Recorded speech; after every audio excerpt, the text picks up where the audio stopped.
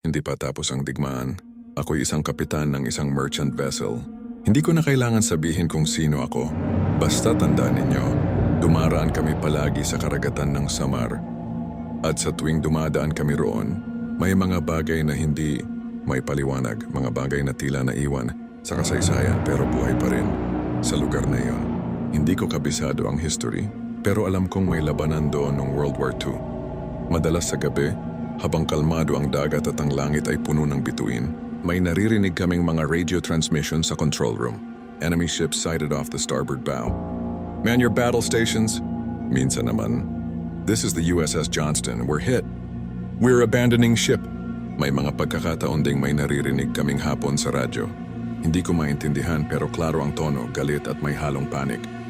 Isang madaling araw, nakita namin mula sa di kalayuan ang isang malaking barko at may mga kanyon. Hindi iyon gaya ng mga barko ngayon na modern. Ito yung mga barko na makikita mo lang sa mga movies.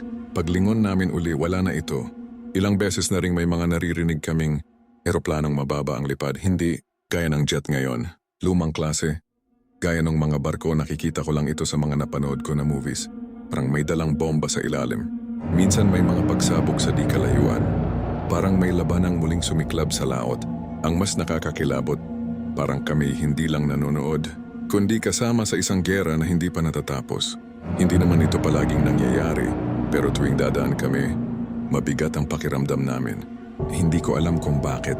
Hindi ko rin alam kung kami lang nakakakita, pero ang sigurado ako, may digmaang hindi pa tapos sa karagatan ng Samar.